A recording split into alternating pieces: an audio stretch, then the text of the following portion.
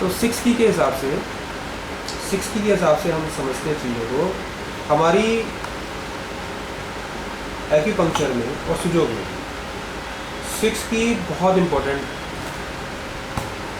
Method है diagnose करने का और ट्रीटमेंट करने का। अगर 6 की एक बार समझ में आ जाए तो 1 मिनट के अंदर हम बीमारियों को ठीक कर सकते हैं, पर डायग्नोसिस इसमें ठीक होना चाहिए। अगर डायग्नोसिस ठीक है तो ठीक है। जैसे कि एग्जांपल लेते हैं, आपने अपने बच्चे का एग्जांपल बताया, कौन सा एग्जांपल? आपकी बच्ची को आँखों से जो दिखता था वो हिलता था, तो वो एक विंड कंडीशन हो गई, वात कंडीशन हो गई। ठीक, मैंने अभी आपको क्या बोल रही है, क्या क्वेश्चन? जैसे बच्चे का गिर रहा है तो हम उसे खट्टा खाने का एडवाइस देंगे या उस पेशेंट ऑलरेडी खट्टा का डिजायर है? नहीं, इसको गलत समझना, वैसा नहीं। वो हम उस पॉइंट पे आते हैं। पहले हम आपको जो हम इसको आपको टेस्ट को क्लियर करते हैं।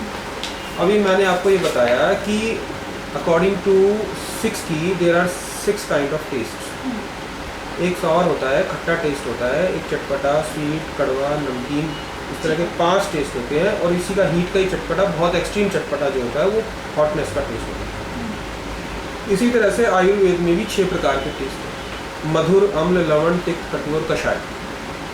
ठीक है, तो हर चीज़ का मैंने आपको एक एग्जांपल दिया।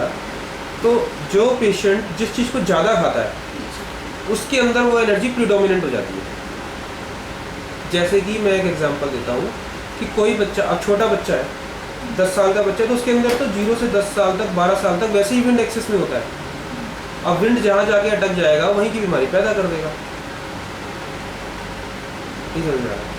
उसमें अगर और खट्टा खाता है तो वो फिर विंड और बढ़ रहा है, तो उसको थोड़ा सा हमें कम करना है। जैसे कि मैं अभी और एक एग्जांपल देता हूँ, नमक का एग्जांपल देता हूँ, क्योंकि नमक कोल्डनेस जो है ओल्ड एज का सिम्टम है।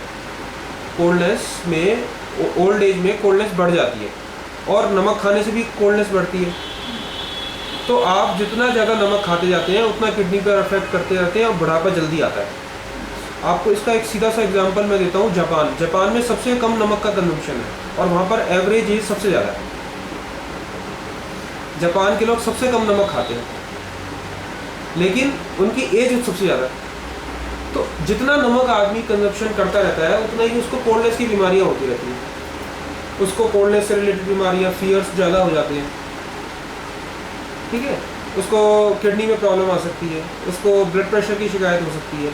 ये सब नमक ज़्यादा खाने से होता है, क्योंकि अकॉर्डिंग टू एक्यूपंक्चर नमक इज ए कोल्डनेस, नमक जो है कोल्डनेस को बढ़ाता है। आ रहा है समझ में कि नहीं आ रहा? तो इसका मतलब ये नहीं है, मतलब ये इसका ये अर्थ नहीं होता कि